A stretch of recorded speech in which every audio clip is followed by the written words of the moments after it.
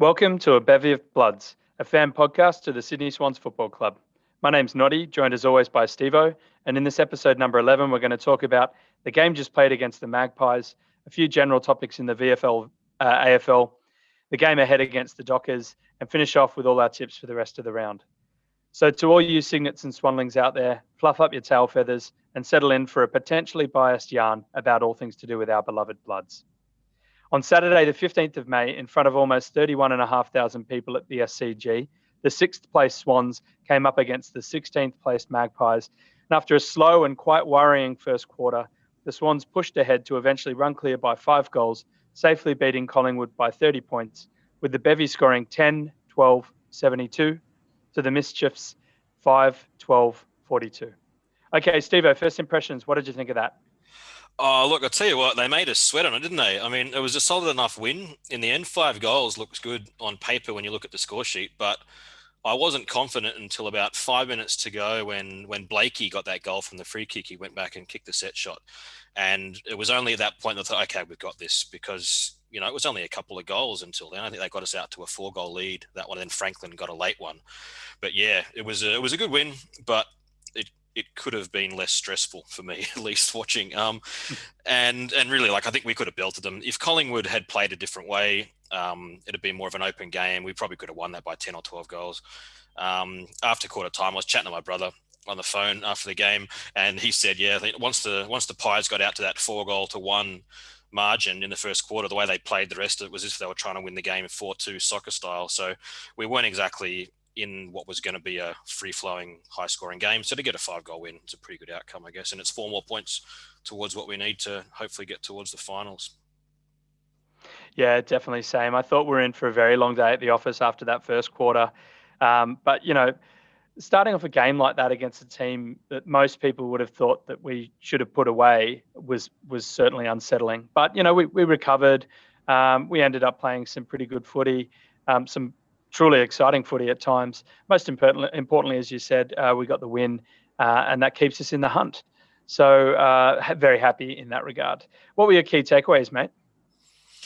I guess one thing that has really started to emerge the last couple of weeks with Hayden McLean starting to assert himself more as an AFL level player is that the forward line after Franklin is starting to look quite exciting. I mean, if you think that we've got the likes of Heaney and Papley who are already AFL elite level footballers down there.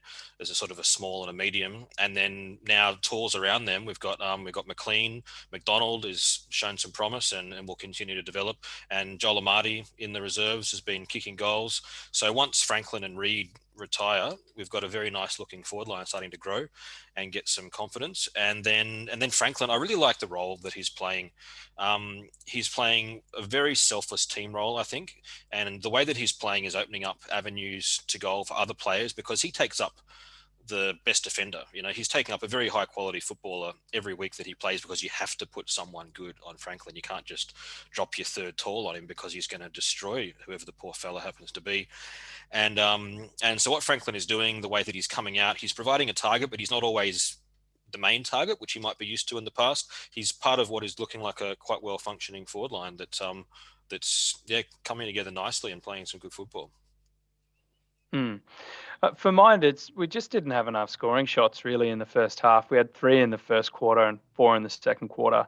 But as we said, we bounced back to get 7 in the third and 8 in the fourth, although our overall conversion was quite low at 45%. So, that was something for me straight away. And obviously Collingwood had superiority in the clearances, but we were still able to gain advantage in other areas such as uncontested possessions and marks. We're up plus 33 and plus 26 respectively. So these kinds of things helped us wrestle the game back on our own terms. I know we're going to talk about a few other things in a moment that helped us do that as well. But before that, I'll go to the quarter by quarter breakdown because it paints a very clear picture of the game. So first quarter, obviously Collingwood won 4 goals to our 1, or more specifically 4-2 to our 1-2, to take that 18-point lead into at the end of first quarter. And then from there, really, it was all Swans. It was 3 goals, 1 behind. They were 0 goals, 2 behinds. And then that was second quarter. In the third quarter, we were 3 goals 4 to their 0-2 again. And then in the fourth quarter, finished off with 3 goals 5 to their 1 goal 6. So they obviously had a fair crack in the last quarter, but it wasn't enough. And that was how the game played out for us to be victorious by 30 points. But still, it just didn't feel quite right. But in terms of stats, Stevo, throw me some numbers. What are you looking at this week? There's a couple of key numbers that I wanted to bring up. One was 33, which was the number of tackles that the Swans had in the second quarter. In the first quarter, Collingwood played really, really well. They played all over us. They made us chase them, and they converted.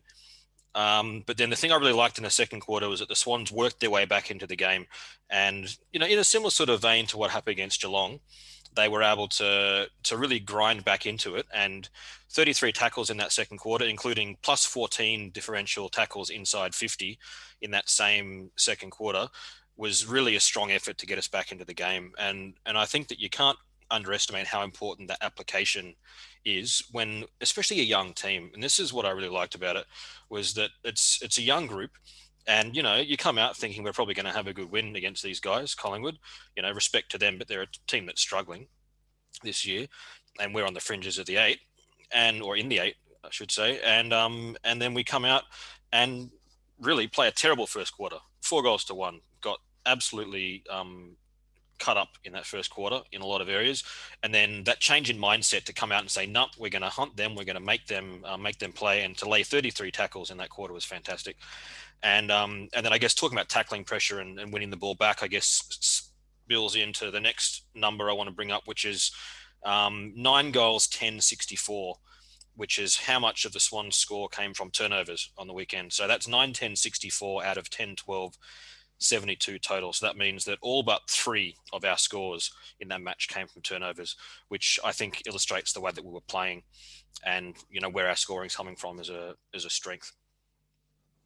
Yeah, I'm going to follow on from you there and just look at tackles and just give us a bit of a summary of how we're running against the rest of the competition. We're coming 3rd overall for tackles per game, averaging 62.6.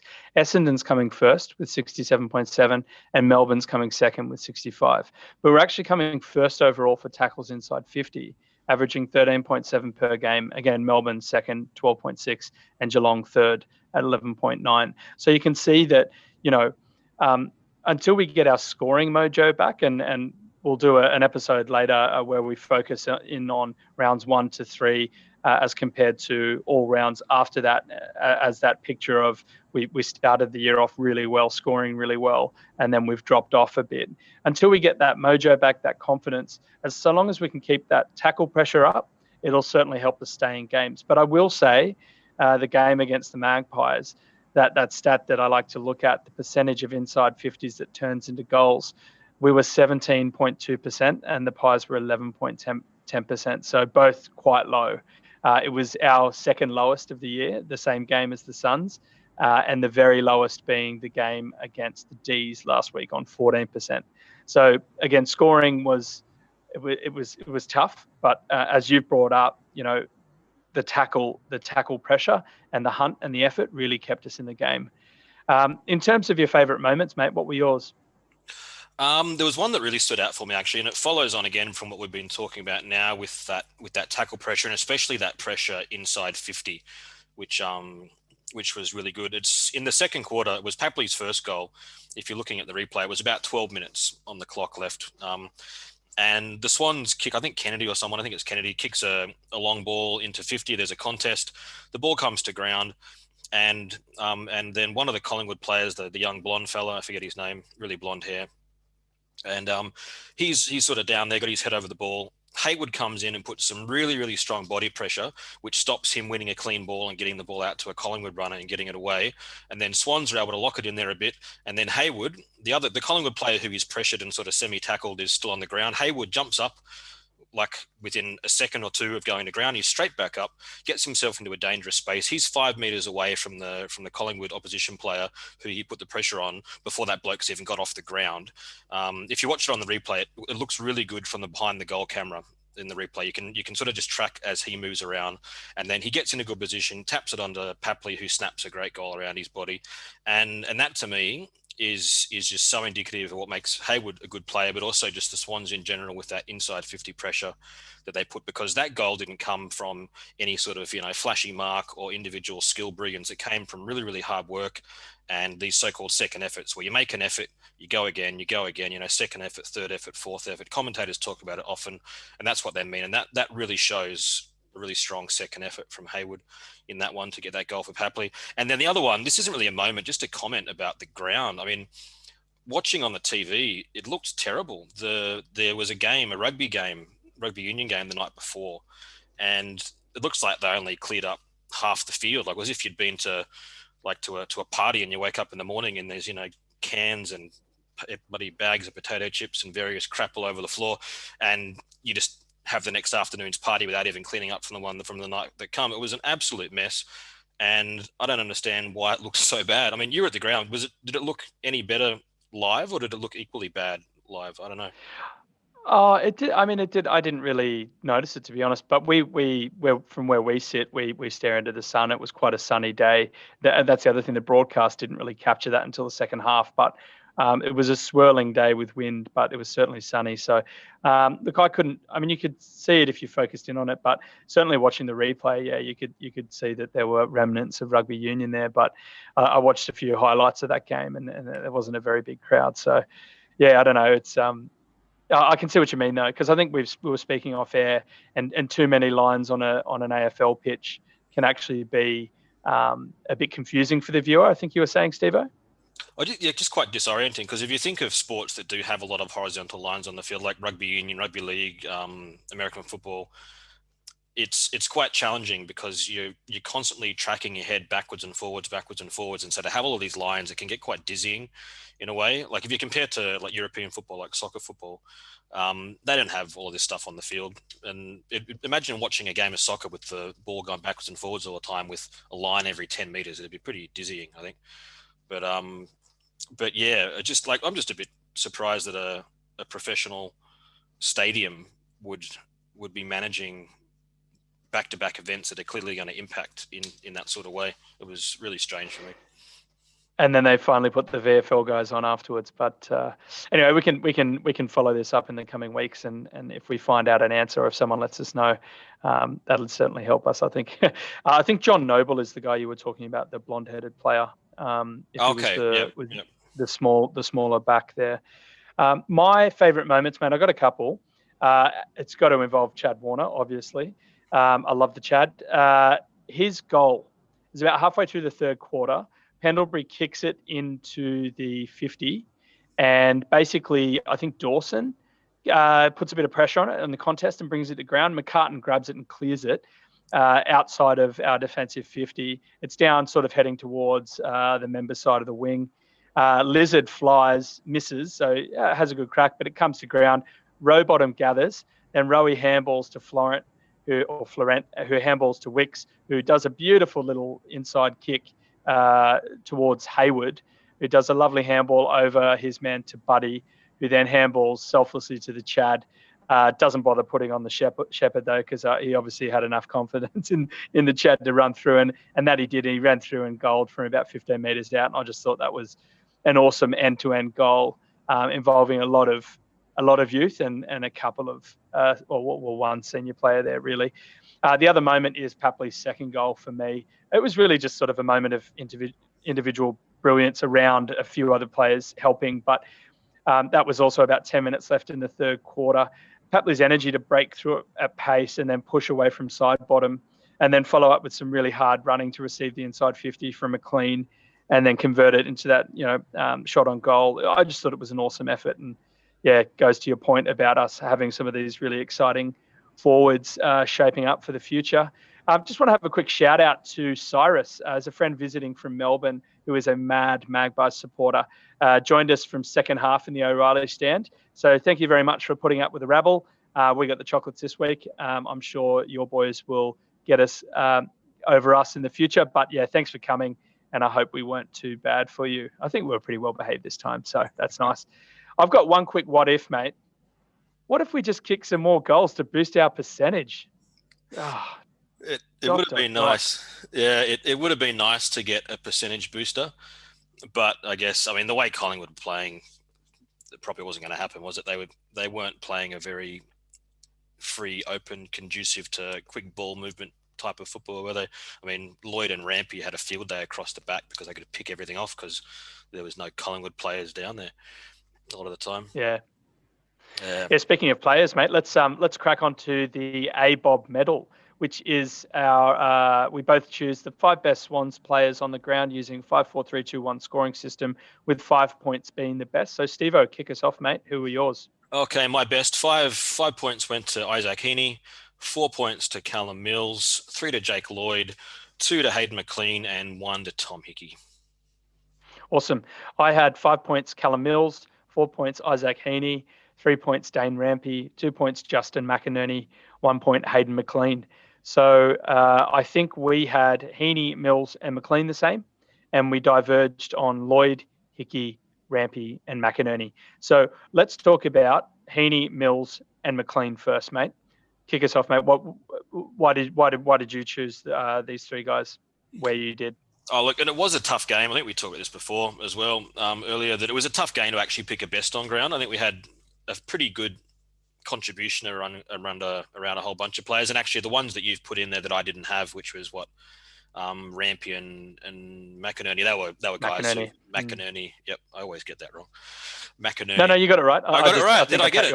Yeah, you did. You nailed it, mate. Finally, what's the other one? He'd be proud of you. He would. And the other one that I always get wrong is Naismith, Amati, and Gaz Rowan. Yeah, there's a whole lengthening list of players. And what was the Geelong player? We were talking about him before, the young Geelong.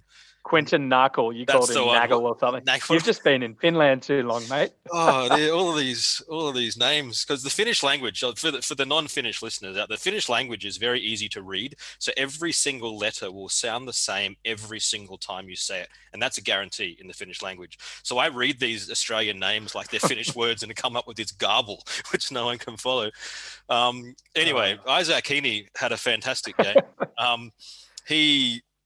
He had a couple of flat weeks. He'd been injured and in and out of the team with some injury stuff. And this week he came back and really asserted himself. I mean, he was a very exciting, very dominant presence every time he was near the ball. A couple of his goals were kind of Johnny on the spot type ones. But you still got to be in the right place to get those goals, I always think. And then he would have got 4 if he didn't spray a very, very gettable set shot late. So, yeah, he was my best on ground. And 9 score involvements. He led the Swans for scoring involvements, which I thought was really good. What about Heaney for you? What do you think of him? Oh, just unreal, mate. Like, yeah, the glove comes off and the heat comes back. He was just, don't you reckon? Like, he's got his hand strapped up, so he's still obviously carrying a little bit of recovery there. But, yeah, he was clunking them. He was kicking them. He looked like the Heat of old, like he had 22 disposals, 6 marks, 3 goals. As you said, he missed a couple, but 3. He was one of those tacklers. He got 3 tackles. Obviously all inside 50. I'm guessing there.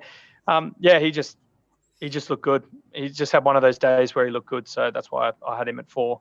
I had Mills at 5. You had Mills at 4. So let's get on to Millsy. Oh, look, he's just been doing what he's been doing all year pretty much, isn't he? He's constantly involved in the ball. He uses it well. He brings other players into the game. His running efforts are amazing. He was second in scoring involvements for the Swans with 7. He's streaks ahead in the Bevy of Blood's medal. I think we can almost just cast the trophy with his name on it. He's getting that far ahead. So the Callum Mills medal. Yeah, I don't think that Tom Hickey's next and he's a mile off. I think he's like 15 votes behind the last time I looked, but... I mean, we were talking before about the Brownlow predictor, and we were thinking maybe he's a bit of a smoky Millsy. So if he keeps playing the way he's playing, which is unreal, like 28 disposals, 6 marks, the guy had 7 tackles. Like, he's just a machine. 6 inside 50s, 4 clearances.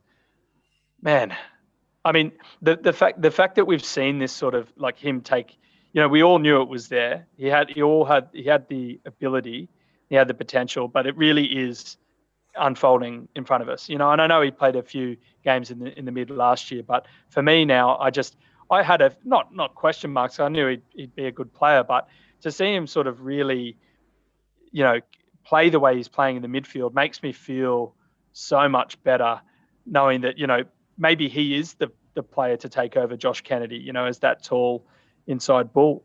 I know they have slightly different games, but yeah, he's just a pleasure to watch, and I was listening to a podcast of the Melbourne Demons, the debrief. Shout out to those boys. But yeah, they were saying that Mills is one of these players that the D's fans don't like, but which I find hard to believe, because I just think he's eminently likable. He doesn't really, he's got a bit of niggle like everyone, but I just think he plays with such a straight bat and works so hard that I would have thought he's a player that a lot of other supporters from other clubs could have, understood why he's the favourite of the Swans. But, whatever, he's ours.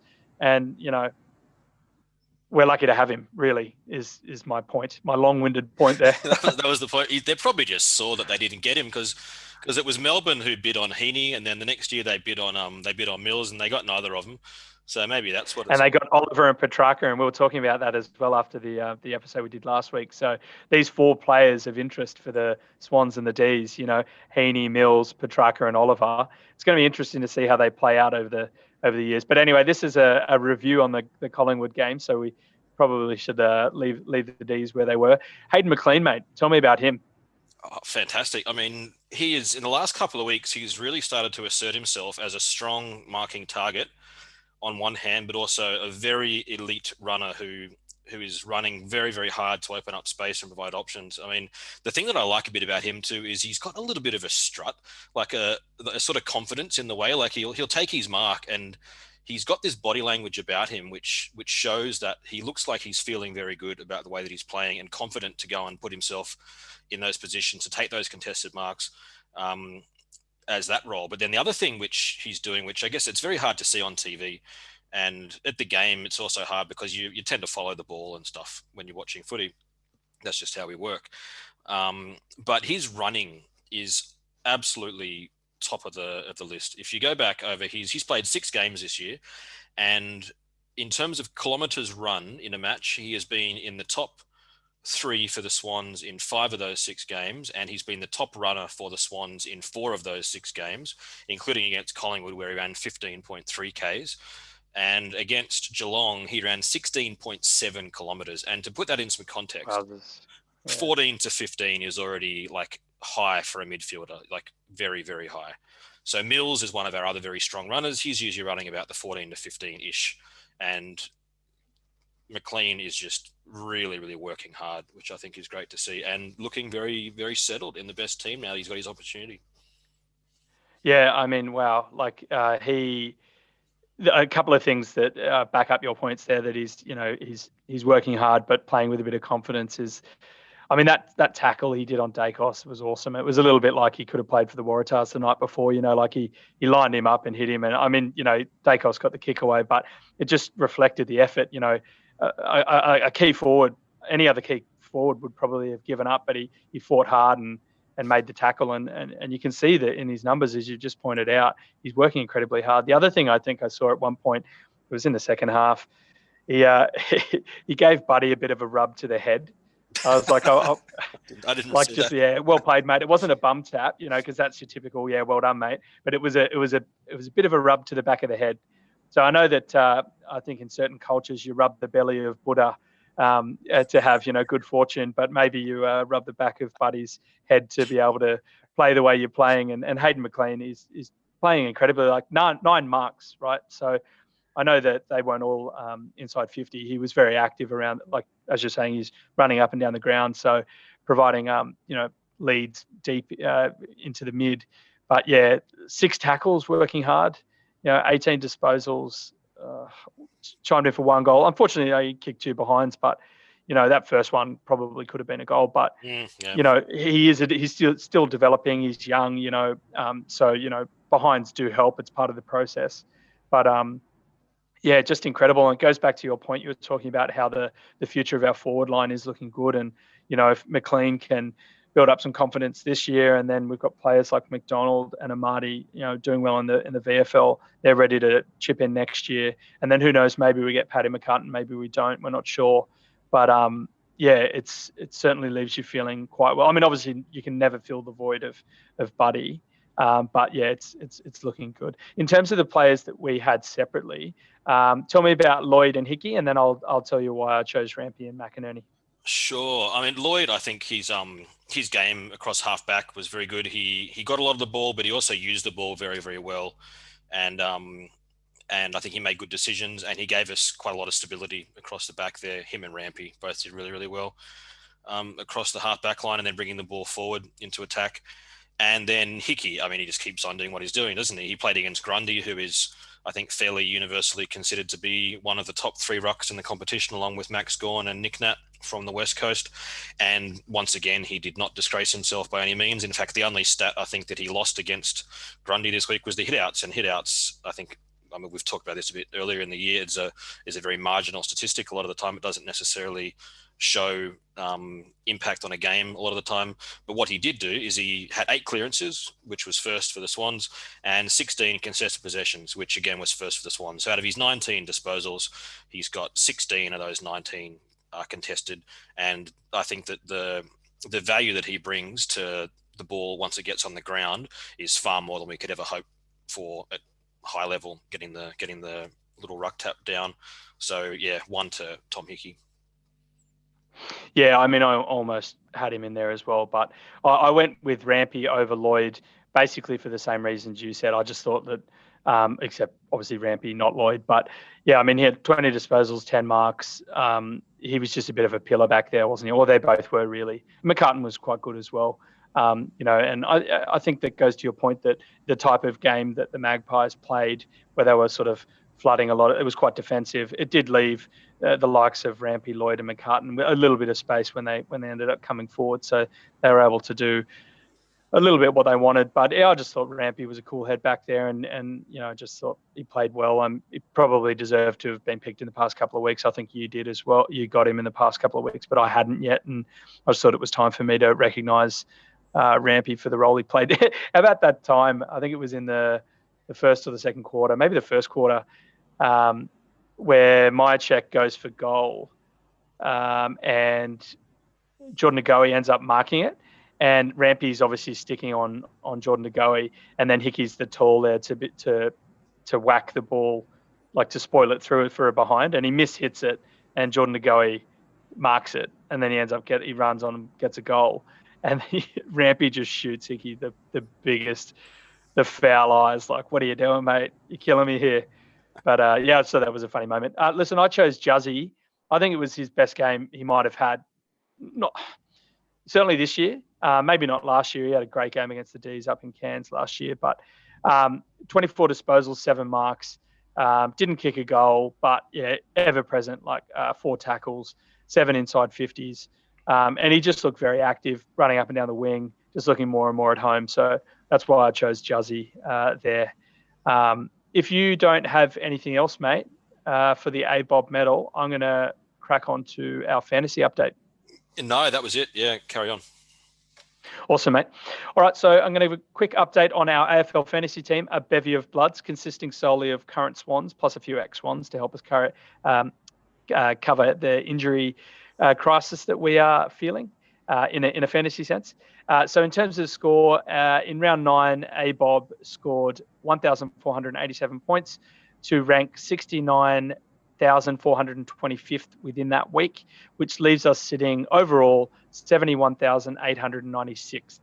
The top 5 scorers of the game, 4 of the top 5 scores of the game were Swannies. The highest scoring Magpie was Will Hoskin Elliott on 113, which was actually the highest of the game. And that's an interesting role change for him because he mostly, I thought he was playing mostly forward, but they've pushed him back and he's getting a lot more of the ball. So might have to have a look at that for a few other teams I'm involved with, mate. Otherwise, our top 5 Swans, we had Millsy on 111, McLean on 108, Heaney on 107, McInerney on 104, and Lloydie on 91. A few positives was obviously McLean's 108 was massive. It was even more impressive considering he only kicked 1 goal, 2 behinds. If he'd kicked 3 straight, he may have actually been the highest scoring pure forward of the round, which is it's just incredible to think. So yeah, it just backs up the things that we're talking about him, Stevo. Slight minus was obviously missed out on Millsy's possible 222 points. So as captain, you get double points. I had Lloydie as captain. God damn it. But generally happy about the week in general, noting that we still had 5 players who did not play, given that they were injured or not selected. Trades I'm thinking about next week. Going to bring in Hayward and Heaney for Goulden and Campbell. So Hayward and Heaney have been sitting on the bench or waiting to come in for these guys. And now that they're out, we'll talk about that later. They've got a chance for Hayward and Heaney to come in. In terms of the match review office, I think, Stevo, you had one to mention there. Yeah, and I didn't even realise until I was looking through the Swans app today just to see if there was any last minute news before we started recording. But Wicks had been reported for striking Darcy Moore in the third quarter last weekend against Collingwood. He was given a $3,000 sanction, which he can get down to $2,000 with an early plea, and we haven't heard anything else. So I imagine that's what happened. I don't even remember the incident, honestly. I don't either. I'm going to have to go back and have a look because I know Wixie can get fired up, and that's one thing I love about him. But I mean, he's taken on Darcy Moore as one of their tallest players. So well played, Wixie. It's a bit steep on the price there, though. So I'm going to have another good look at that. I wonder. So if Wicks got $2,000 for striking a Collingwood player in a game, I wonder what the Richmond player gets for breaking his wrist in an altercation in a nightclub a week ago. Stevo, we'll talk about. Are we going to talk about the ambush later on, or no? We do have a few points, but just this is just a general point that links back to this idea of football and violence, I think, and how there are some types of violence we seem to be more tolerant of than others. Because I don't even remember Wicks hitting this bloke. Maybe it was terrible. I don't know. But Darcy Moore obviously wasn't affected. But listen, we don't know the details of the nightclub incident, so let's haven't been very forthcoming with any details from the nightclub incident. There's some very big gaps in the story. The Tigers have been very aligned, as they always are. So wonderful marketing and brand awareness department there. But listen, next segment, AFL hot topics. Okay, we're going to have a quick chat about a few things going on in the AFL as well as a VFL update. So let's start with the ladder there, Stevo. Give us a VFL update. The VFL, the Swans played Collingwood. It was at the SCG. They actually got to play on the SCG, which was nice, and a few people at least seemed to stick around to watch it. There wasn't that many in the crowd watching on the telly, but yeah, you asked me when you texted me at the game, and I said, half of the rest of the guys were heading over to the Olympic for a beer, so. We had a couple of beers lined up under our feet. We probably could have stayed until halftime. I'm not sure if they ended up shutting the bars, but yeah, it was a shame. I wanted to watch it, but I had to move with the crowd. So, But in terms of who played well, who looked good? Because I mean, there's all of the guys who are on the Swans list, and anyone who's on the Swans senior list or rookie list in these games, you can usually see that they're better than the other ones. That there's a gap, because they're full-time professional footballers and they're on an AFL list for a reason. Most of the time is because they're very high potential people. So you can see, and they stand out. So of the ones who I think are relevant to possibly play in the seniors in the next month, I'm just going to stick to them only. So Dylan Stephens, I think, got like 37 possessions. He was all over the place. He played really, really well. He showed that it's just a time for, when there's an opportunity, then he looks like he'll be next in terms of the more running, smaller type players to come in. And then the other two who looked really good was Joel Amity. I still can't get this right. Joel A from the Swans kicked 3 goals. He's got quite a presence in the forward line. He looked really good. And Logan McDonald was looking good too. He was roaming quite a bit. He was coming up and contesting the ball on the wing quite often, and looking pretty good, looking comfortable. And then Sam Naismith played a half. He played the second half, and he looked like he got through it okay. He did well, which was nice. And then the final one, who's actually not one of the senior listed players, Ryan Hebron, who's formerly from the Swans Academy, and then he'd been playing in the VFL, and then he came back and played for Sydney Uni, in the Sydney football last year, because the COVID meant that other stuff was closed. He couldn't play VFL, and he looked really good. He's on the Swans VFL list now, and I noticed that he nominated for the mid-season draft, so he could be one that maybe one club, maybe the Swans, who knows, but maybe someone might think is worth giving a crack to, because he looks like he's been playing some good football from what I've seen. And then I guess the final thing with the VFL is next up, they're playing against Casey on Sunday, 1:00. in Melbourne, that postponed game from last week or 2 weeks ago. And yeah, what that means in terms of who travels to Perth, because if we've got a team in Melbourne on Sunday lunchtime and a team playing Saturday night in Perth, I'm not sure which emergencies they'll take or how they'll balance that. I guess we'll see. It's going to be interesting to see how that plays out. All right, the next topic is the ladder. Okay, so after round 9, do we think the top 8 is set in stone? Who's positioned to fight their way in? Who's vulnerable inside the 8? Give us a few thoughts on that, Stevo.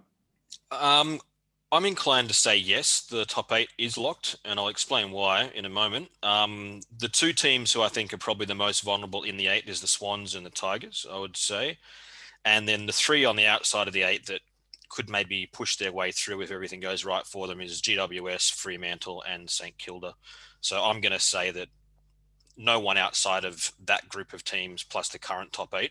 So what's that? 11 teams. I don't think anyone who is currently 12th or below will make the finals. And I unlikely even think that anyone who is 9th or below will get in. And that's because I've been looking at the fixture going forwards for that group of 5 teams that I mentioned. So Swans, Tigers, Giants, Fremantle, St Kilda, looking at their remaining fixtures. And those teams, when you look at who they still have to play, the Swans of their remaining 13 games only play 3 teams who are currently in the top 8. So our other top 8 teams, the Tigers only play 4 that are currently in the top 8. The Giants have to play 7 current top 8 teams out of their last 13. Fremantle play 8 and St Kilda play 8. So if the Swans and the Tigers simply beat the teams who are below them, they will make finals. Even if they drop a couple, they will still make finals. Oh, wow. Okay. That's nice to hear. So how do we get such a nice draw? Was that off the back of finishing quite low last year? There's that, because they split it up into 3s. So they have the top 6, the next 6, and then the bottom 6. And then based on where you finished the previous year, you get more matchups against teams in your bracket than others. So the Swans have got more matchups against last year's bottom 6 than last year's top 6, for example. But on top of that, we've already played a lot of the top teams. We had quite a top team heavy first part of the year. Like we've already played of the top 8, we've already played most. And the only ones you haven't played, I think, is Port Adelaide and West Coast. That's it, right? I think. Who else? Is that everyone, or is there someone else that I'm missing? Bulldogs. Yeah, so we still got to play Bulldogs. Yeah, and that's it. And so we got a bit lucky too that there's been some shifts in terms of the teams that were good last year and that weren't. So Melbourne coming in has affected it. So we're in a pretty good spot. But we also have quite a few games against this lower group. We've got to play the Giants again. We play Fremantle twice. We play St Kilda. So those are the games we really need to win. Okay, so they're the they're going to be danger games for us for sure. Yep. Do we play the Bombers twice? Yeah, I think we have them again too. I can. Some of these games were our hardest games. So it was unfortunate we didn't get the job done against the Demons, because that would have helped us. But okay. So we're sitting okay, and we're primed for a decent run in the second half. Obviously we've got a couple more games before the bye. But pleasantly surprised. I didn't think this is where we're going to be, even at the beginning of this year, Stevo. So, it's good. Yeah, it's got to a point where it's in our hands. So, if we make the finals, it's because we've won the games that we should. So, if you look at our next month, we've got Fremantle away, which is a tough game. Then we've got Carlton at home, which again is not an easy game. We've got St Kilda away, and then we've got Hawthorn at home. So that's 4 games in a row against teams who, on paper right now, we should at least go in as favourites. I would say we would start as favourites. And then we play Port Adelaide away after that, and then Eagles at home after that, and then Bulldogs away after that. So we've got 3 weeks of games against top 8 teams. And then we finish off the season with the Giants and the Dockers and the Bombers and the Saints and North and then the Suns. So if we do what we should do, then we should make the finals. And if we don't, then we won't. But it's in our control. Yeah, that's a good position to be in, isn't it? You hate trying to fight maths by the end of the year. That's always, there'll probably be an element of that anyway, just with the percentage.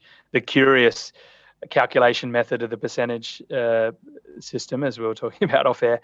But okay, all right, that's good. Thank you for doing that, because I hadn't even processed it like that. So all right, well, Go the Swannies. Next topic is Thursday night teams. Okay, so I mentioned this last week. They're back from this week, round 10. Fantastic. So it's Tuesday night now, in Sydney, where we've got another day of info tomorrow, and then the teams will come out about 6:25 Australian Eastern. What are we now? Daylight? Standard. We're standard now. Standard time. So that'll be fantastic. That's something that I've missed for the past year and a half. So certainly looking forward to that again. So it doesn't really affect you though, Stevo. You're okay with it either way? It's just because, it doesn't affect me because I live on a different time zone. So the teams, okay, they come out, Thursday morning, you're at work during the day. So it's not something that I really am waiting for. So I'm quite used to watching football on delay and getting news on delay. So it doesn't affect me as much. But I can totally understand why people following footy in Australia are happy to have it back. Nice one. All right, mate. Well, let's go on to the next segment where we look at the round ahead. In this section, we're going to focus on 3 games, most importantly, the Swans' next game, and then 2 other games of interest, one introduced by Stevo and one by me. After that, we'll run through the rest of the tips for the round. So game 6 of round 10 is an away game for the still 6th place Bloods, taking place this Saturday, 22nd of May at Optus Stadium in Perth against the 10th placed Fremantle Dockers, with first bounce at 5:40 p.m. Perth time or 7:40 p.m. Sydney time. All right, Stevo. So how did the Swannies pull up against the Magpies? What's our injury status? I'm happy to say that we've finally got a clean bill of health out of the game. At least we've got a few others who are injured, but no new injuries from the weekend. We do have both Goulden and Campbell out for multiple weeks, probably a month plus each with stress fractures, and Reed still on the way back. But besides that, looking fairly good. Sam Naismith was the one who was on the long-term injury for a while, and he came back in the reserves last week. So it's good to have a bit of cover if Hickey's knee does flare up again. Nice to know that you've got both Sinclair and Naismith waiting in the wings to come in and help out. Otherwise, looking pretty good injury-wise. So, okay, from where you sit, you think we have no forced changes? We go in with the same team against the Dockers? I think so, just because, there's always arguments to make for guys who are playing really well in the reserves, but I think it'd be nice to have an unchanged team for, probably the first time all year. I think we've had forced changes just about every single round that I can remember. So just for a bit of settled confidence in the team, I think I don't see any reason for a change at least. Yeah, you mentioned rucks there. Who needs actual rucks who are 200 centimetres plus when you've got Nick, Lizard, Blakey absolutely launching himself at the opposition rucks? That guy, sometimes I think he's going to take off into orbit. He bounces off them and gets another couple. It's like he's taking a specky every time he jumps up. But it's nice he's playing that role. I know that the past couple of weeks we were worried that he was out of form, and he did get dropped and got a bit more of the ball in the VFL. I think that was either the Giants or the Cats, but he's come back and he's playing a role. I've mentioned to you that I think Cunningham, could potentially be the one. If you're going to go out of your way to find a spot for Dylan Stephens, who obviously had a fantastic game against the Pies. Ryan Clark's performance notwithstanding, but we think that obviously Stephens is more of that long-term player for us, and is that high draft pick, and we gave him, Jared McVeigh's number, all that sort of stuff. So, at what point does he come in? Do we force him in this week against the Dockers, or does he just bides his time until an injury comes? And is Cunningham the one who loses his spot rather than Fox or Hewitt? We're pretty set up. Everyone's playing roles. I don't think you don't necessarily want to push it. But yeah, I know you've got a few thoughts on that. With the defence, I guess, if we start with the backline, and this links to your question about Cunningham, whether he'd be coming out, I'm very reluctant to mess around with a settled, well-functioning backline, because a backline group functions very much as a group, and they work off each other and they know how each other play. And I think that Cunningham is an important part of that back unit, even if he's not having the individual impact, and even if he does, spray the occasional kick. I think he's a key part of that backline group, so I'd keep him in there unless his form dropped off dramatically. Then Stephens, yeah, I think, look, I really want to see this kid play, because he's got potential to burn. I was watching him in the reserves. He is so much better than that level of football, he belongs at AFL level. Absolutely. But there isn't a spot for him at the moment. But I think that, as the season goes on, there's going to be attrition, and he is clearly the next one in line when a spot comes up in the 22 for like a runner or like a midfield running type player or half forward or whatever. So I think he will get his chance, and it's just a matter of, applying himself to it and keeping on getting his really good games in the reserves to show that he's ready to come in, and he'll get a chance. I hope. Yeah, I don't want to see him running around for the Crows next year or someone, Certainly not. I'd hate even Port Adelaide, not after a year. But anyway, yeah, likewise. Let's see how we go. We think probably keep the same team. So in terms of Freo, we'll just have a quick shout out. Look, I think they've got a lot of key defenders injured. Hamling, Pearce, young Hayden Young Heath Chapman. So that's a lot of their back line out. But I think I think Luke Ryan is a possible back in. And he's obviously I think he was their best and fairest winner last year, if I'm remembering correctly. And Josh Treacy might be coming in for, to fill that tall role at the front line. But we can talk about them throughout. I just thought I'd throw them in there because that's that section we do that. But let's get back to the Swannies. Hey, this is a Swans podcast. So, which Swanee do we see flying high and why, mate? Oh, look, I've had a terrible run at this. I came kind of close last week. I said Buddy was going to kick 5 last week, and he didn't. He kicked 2, so I want him to kick at least the other 3 that I asked for, and maybe one more. So Buddy to kick 3 to 4 is mine this week, and I'm just going to keep picking him until he gets to 5. So even if it takes another month, he's going to be my guy. Well, that's the concept. What is he, 957 now? If he just keeps kicking goals, he'll get to the 1,000. Yeah. I'm really looking forward to that as well. I'm going to go with Rowbottom. I think he's been playing really well the past couple of weeks. Obviously he'd been recovered. He came back from that knee hyperextension, but yeah, I think he's primed to explode. So I'm going to say 20 plus disposals, 5 plus tackles, and 2 goals.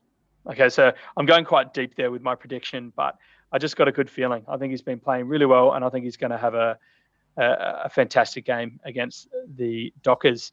All right, so in terms of the opposition, I touched on a few players before. Which players from the Dockers do we need to be wary of? Who are their key and danger players?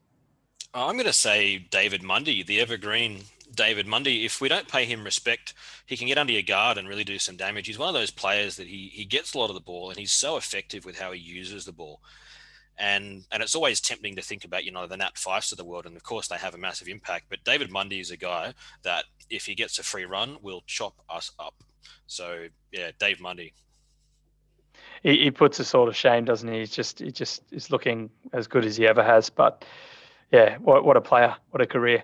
I'm going to look at the rucks again here. So obviously after doing so well against Gawn and Grundy, as we've spoken about, I'm all about Hickey's weekly battles now. I'm just genuinely excited to see how he's going to go against the opposition ruck. And Sean Darcy, I think he was injured the first game of the year and then has come in and he's really played himself into some serious form. And he's a big unit. He's like 111 kilos or something like that. So I think Hickey's going to really have his work ahead of him. But that's someone I think is dangerous in general, up and coming ruckman. Otherwise, they're young mids, Sarah, Brayshaw, and Sarong, who is now adding tagging to his repertoire. So for mine, they're the players we need to be wary of and be careful of. All right, in terms of how we come away with a victory, what do we need to do here? I think this week something really important is just to start well. We've had a couple of quite slow starts. In Geelong and Collingwood are 2 that come straight to my mind in recent games. And it's not a habit you want to get into, especially when you're playing in Perth with their crowd. I'm pretty sure they've got crowds back in Perth now, don't they? They had no crowds for a while, did they? I'm actually not sure. But yeah, I think they're back now. Okay, yeah. So the Perth crowd is, one of the more challenging crowds to deal with in the game, like in Australian football. And we need to keep their crowd out of the game, because if they're up and about and going, then, that feeds the players and they get excited. If we can put a couple of quick ones on them and take the crowd out of the game, then we can start to dictate terms a bit better. We can't just turn up and let them kick 4 goals to 1 in the first term, or bloody, what was it, 6 goals to 2, whatever Geelong put on us a couple of weeks ago. Start well this week. Yeah, definitely. I think we really need to focus on that defensive pressure, and whether that's inside 50 tackles, but I'm talking more like in our back line, because I think it's been documented. Fremantle aren't having the best year in terms of their accuracy in front of goals. They're having a fair few shots, but they're spraying. So if they kick straight, they could absolutely bury us.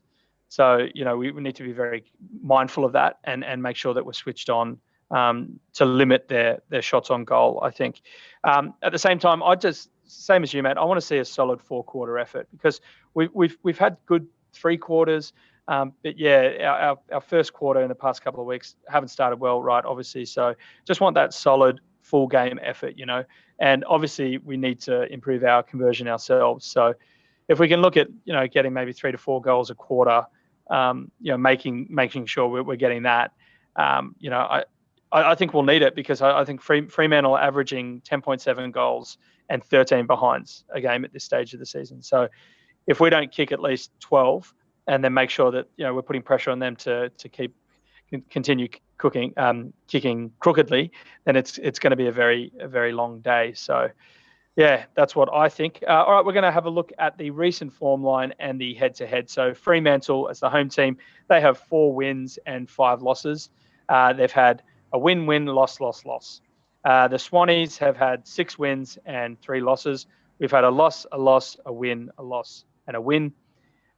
In terms of our head-to-head over the past 5 years, so from 2016 to 2020, Swans have won 3 and the Dockers have won 2. The Dockers have won the 2 most recent. So last year at Optus, the Dockers, it was probably our worst game of the year last year.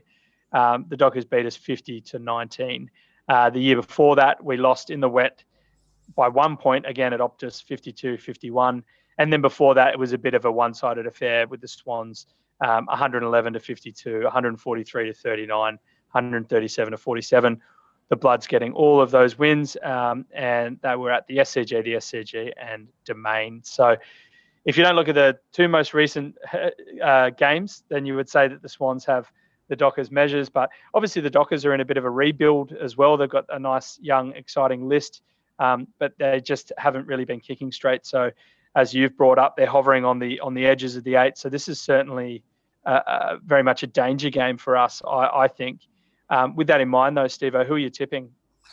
Yeah, look, I agree. This is a danger game, and I think we've got. I looked with some very optimistic Swans goggles at the fixture in the previous segment, but I think we've got 3 months of danger games coming up. Really, if you look at who we play and how the AFL is, there's really only a couple of teams that you would think are a guaranteed win at the moment. That's Hawthorn, Collingwood, and bloody North Melbourne, and that's it.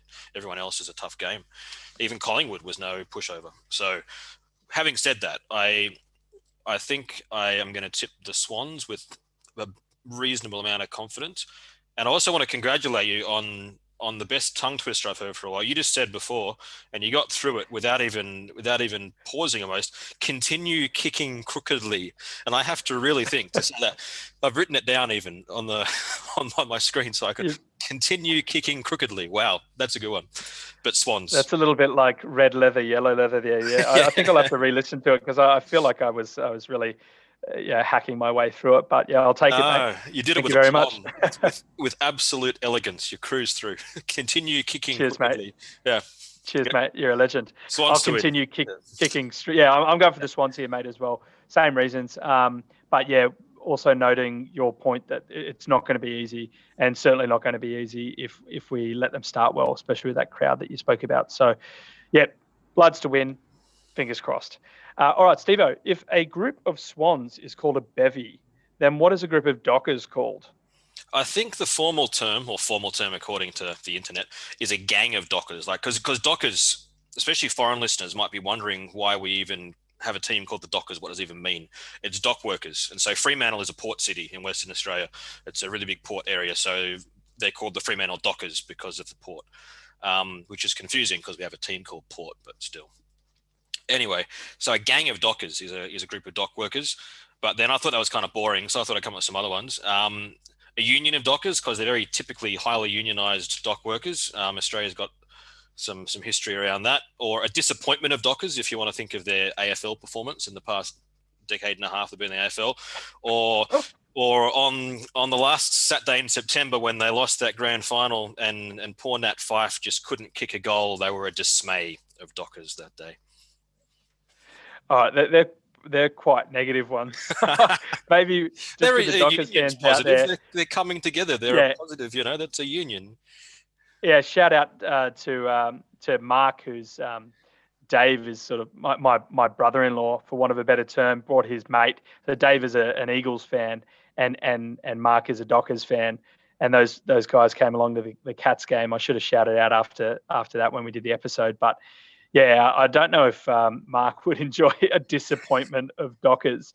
So I think I don't mind gang, because like in my line of work, actually I've come across that term when you refer to stevedores, who are similar to dock workers, who are on the berth dealing with vessels coming in and out. So you refer to them as a gang, which a gang being on for 12 hours, off for 12 hours, sort of thing. So yeah, look, let's go with either gang or union. I feel like union is a little political, and also rugby union. So I don't know. I don't mind gang of Dockers, but I'm gonna have to rule out disappointment or dismay for the Dockers fans out there. I think the Dockers fans would probably be having a sense of realism about the current state of the poor. They've been in the league for 20 years almost now, and they're not won a flag, but neither will most teams. It was a shame. Yeah, it was a shame they couldn't get that win. They lose against Hawthorn for Pavlich as well. Pavlich was one of the great players of the AFL, and it was a shame that they couldn't beat the Hawks that year. All right, we're going to look at a couple of games of interest now. Stevo, do you want to start us off, mate? Okay, so I'm going to look at Brisbane versus Richmond, which is going to be on Friday night, 7:50 p.m. I guess Eastern Standard Time, in Australia Eastern Time, Brisbane time, on Friday, 21st to the 5th. Yeah, so Brisbane versus Richmond. I already got out a bit of my Richmond bashing earlier in the episode, but we've got a bit more of it to come. So stay tuned for all of those non Richmond fan listeners. That you can get a bit more of that in a moment. But the match itself first. Ins and outs. Ryan Lester and Darcy Gardner are both out for Brisbane. So Brisbane's going to need to reshuffle their bank line. I'm not sure exactly who will come in, but they'll need to change up quite a bit because they're both important players for the Lions. They'll miss them, which is a shame because the match they had last week against the Gold Coast, I mean, it's one of those games where they won by like 70, 80 points. It was an absolute blowout. And then to get injuries out of a game like that always really hurts because you get nothing else out of it and then you just get hurt players. So it was a real disappointing result for Brisbane in that sense, scoreboard aside. And look, and I'll admit, I'm the first to admit I've got a soft spot for Brisbane. If the Swans aren't up and about, then I'm always happy to see Brisbane doing well. So Richmond, probably no change. They've got some missing midfielders that still aren't fit. So Cochin, Prestia, Lambert, Bolton are all still out and not looking likely to come back in. So probably Richmond don't have any changes. Brisbane, in terms of their recent form line, they've won their last 5. They're doing very well. Richmond are like a yo-yo, win-loss, win-loss, win-loss. Last week they won. So based on the yo-yo, at least, they should lose this week. But I'm not sure. I'll get into that in a minute. King players, I think both teams have got very, very strong forward lines. So at Brisbane, we've got Danaher, Hipwood, and Cameron. And then at the other end, you've got Lynch, Revolt, and the Smalls. The midfield battle will be interesting because both midfields are missing some key players because, of course, their Brownlow medalist, Lachie Neale, is missing for Brisbane, as is the other young fella. What's his name? Is it Berry? Yeah. Not Tom, Jared. Jared Berry. Yeah, so he's, I think, also missing for Brisbane. So they've got... Yeah, both sides don't have their full midfield. So I think that the level to which either side's forwards can assert their authority on the game, and especially the Richmond forwards with Brisbane's backline being disrupted, will be interesting to see how that goes. As for who wins, I think Brisbane are at home. They're starting to find a groove. And Brisbane have been sliding under the radar a bit. Everyone's talking about, the Bulldogs. They're talking about Melbourne undefeated. Collingwood unbelievably still seems to get half of the news every week, even though they're very, very bottom of the ladder. And Brisbane are just happy up there in Queensland, mind their own business, beating everybody and nicely placed in the top 4 for a run at the back half of the season. So Brisbane are looking good. My other point is that this is an away game for Richmond, which will be tough because this is 2 away games, and this is the Richmond bashing, which I promised earlier. Richmond have been quite prominent in the media in the last couple of weeks. They don't make it easy. I think they actually enjoy it. Honestly, I think it's how they galvanise themselves. I think a lot of it is got to be intentional, and it's like this us against them.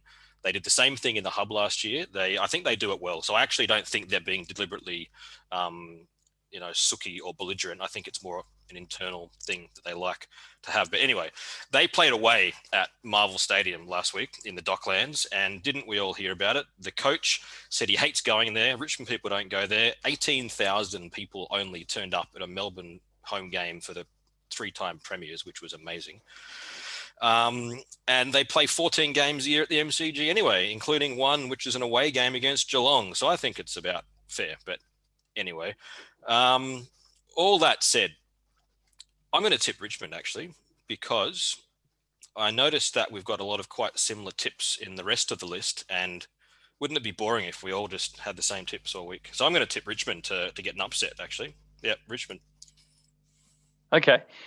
All right. Well, just quickly, there's a lot to unpack there. So yeah. Dimmer complained about having to play at Marvel. Yeah, he said because the crowd was low, and said like, why are there only 18,000 people at a Richmond game, a Richmond home game against the Giants last week? And he said, I hate coming here. Our supporters don't come here. You know, the MCG is our place, or words to that effect. I'm paraphrasing now. And apparently 3 kilometres, which is roughly the distance, I think, between the MCG and Docklands, is just a bridge too far for the Richmond supporters because they don't want to watch football there. So, I mean, you know Melbourne quite well. So it's only 3. It's not it's not a very long journey. 3 kilometres. You could walk that. No, you hop on the tram or on the rail, and you're there in no time. Interesting. You could walk it. I mean, walkable. And has he been sanctioned for that? Like, as a coach coming out saying, "Hey, AFL, this is effectively where their headquarters is, right? They're based at Marvel, and we hate this place." Yeah. So, are other coaches allowed to say that we hate playing here? Apparently, I guess they are. I guess it's an opinion, but like the AFL owns the stadium too. Like I was very surprised, but like I said, I think that there's to an extent a deliberateness to Richmond's us against them mentality, and it's served them very well for many years, and it might help them get a win in Brisbane if they do. Good. Yeah, but it also may have helped deflect from the thing the incident we've sort of been touching on, that nightclub incident with Rioli and Bolton, and how Dimmer backed his players in. And what was that sentence you said that he said, "I don't condone violence"? Yeah, but, that was it. And it's as soon as you have comma but on the end of a sentence talking about something like that, then you're getting into very dangerous territory. I think I don't think he handled that very well. I think he backtracked his wording after that, but notwithstanding, the CEO of the AFL, was saying, we should walk away from all violence. Just be bigger, walk away. And then he's come out and said we don't like Marvel. So to me that's a left right there from Dimmer straight to the AFL.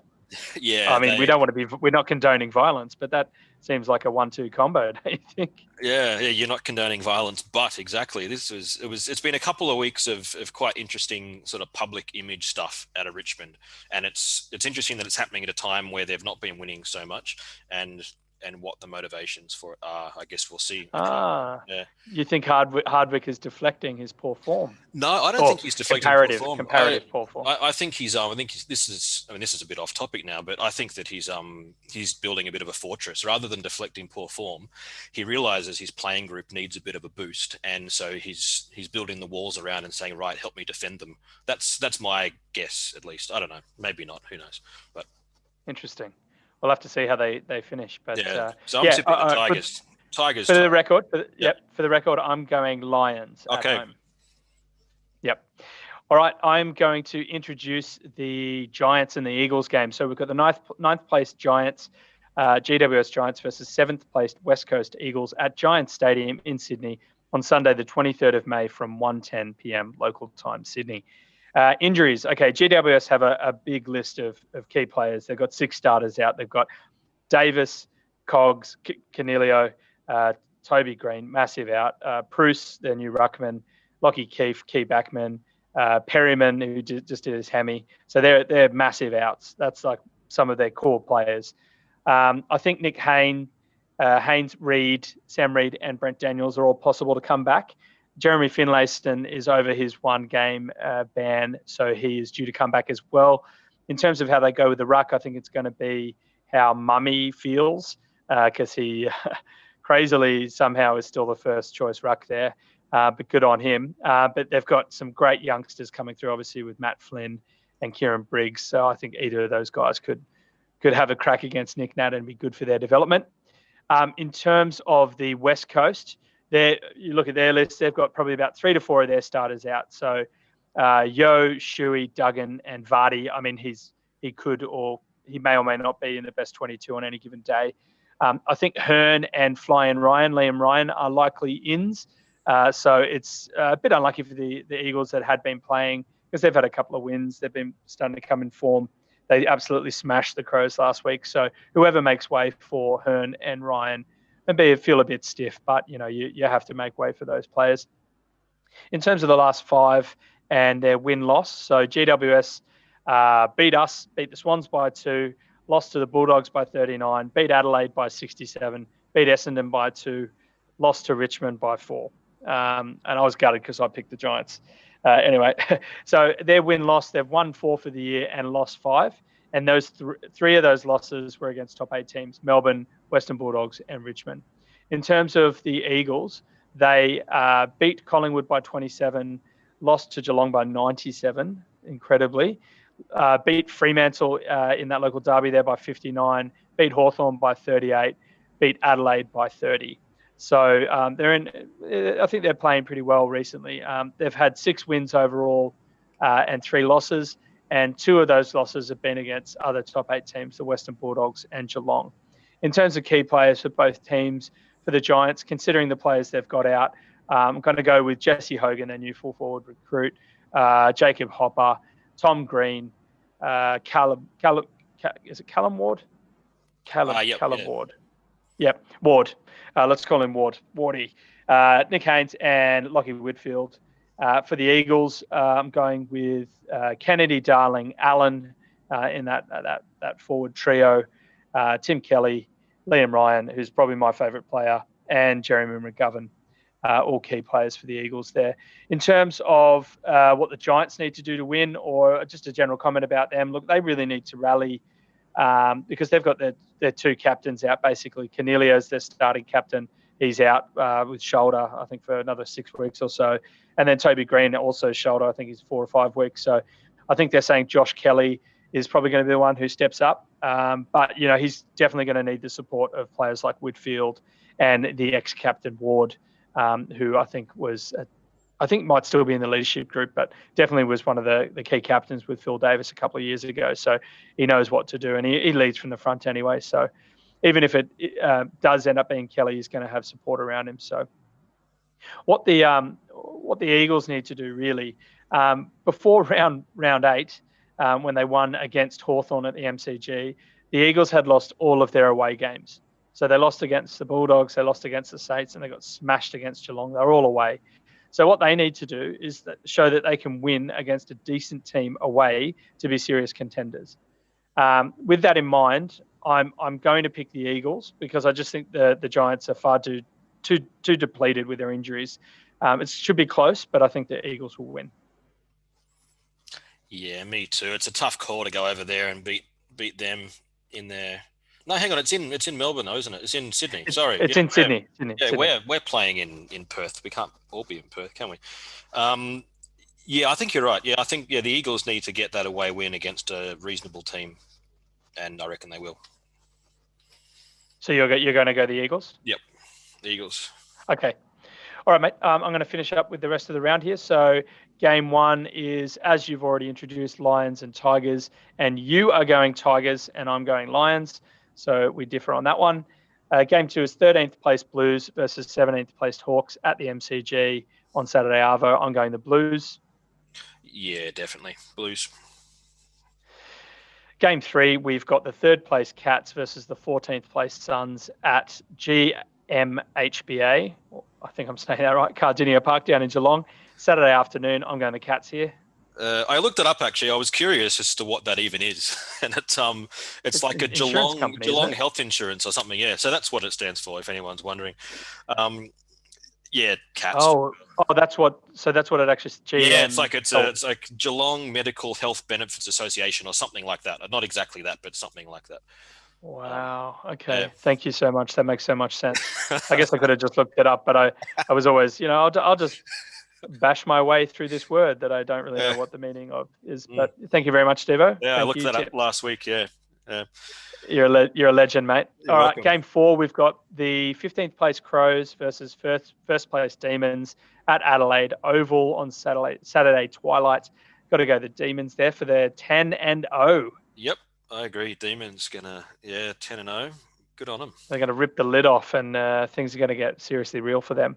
All right, game 5, we've got the second place Bulldogs versus the 11th place Saints at Marvel and Saturday night. Going to go the Doggies here. Yeah, agree. No, I can't see St Kilda winning that. I wonder if the Dogs and the Saints supporters will go out of their way to go down to Marvel.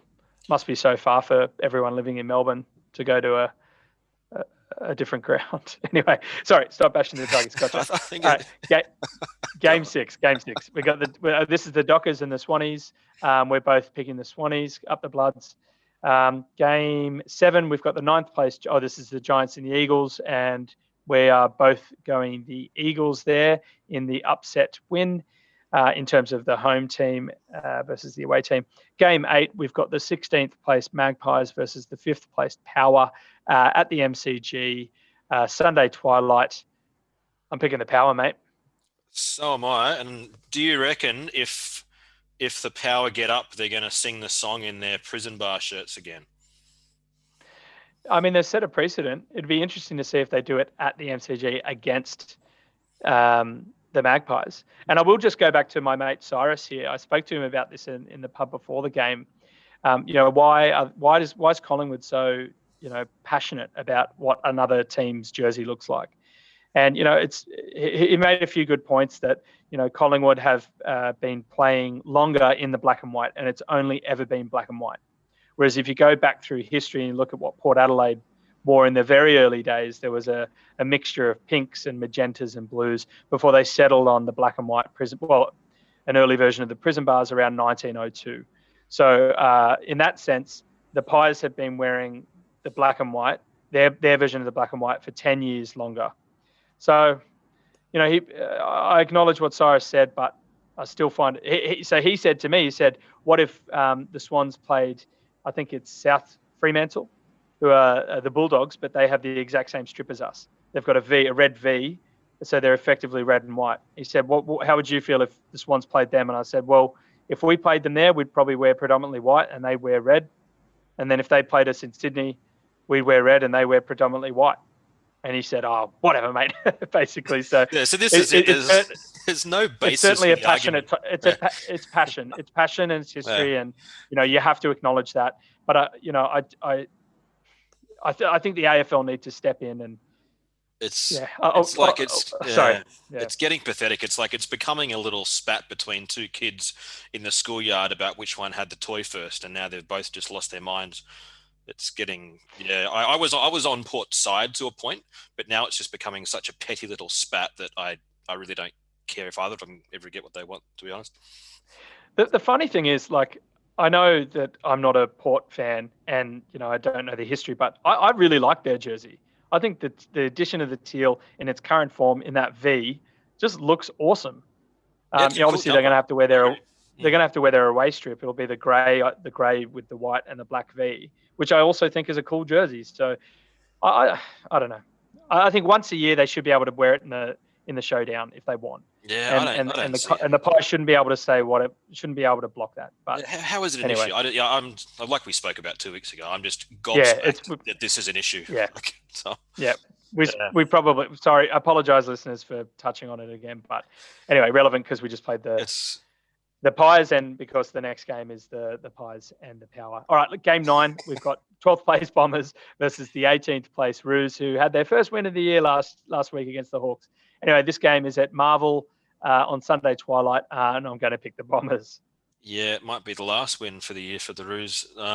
Definitely the Bombers. It's not a good round of footy, is it? Because we've tipped, except for the first game of the week, Lions versus Tigers, every other match we've tipped the same, and every other match involves teams that are outside of the 8 versus teams in the 8 or both outside of the 8. Like, seriously, if you're neutral, like for the Swans fans out there looking for a game to watch this week besides the Swans, Friday night, and then just, I reckon, forget about the rest of round 10. Well, it's some handy advice there, Steve. Yeah. I think you might be right on that one. Watch the Swans. The Swans will be great. Watch them on Saturday night, but don't sleep in Sunday for sure. Yeah, definitely, mate. Well, sage words there from Stevo. Thanks for joining me, mate. That brings us to the end of this episode. On behalf of the Bevy, I'd like to say thank you very much for listening. We look forward to you joining us next time. Make sure to follow us on Instagram and Facebook at A Bevy of Bloods for updates and announcements. Until then, up the Bloods and Carn you Swannies.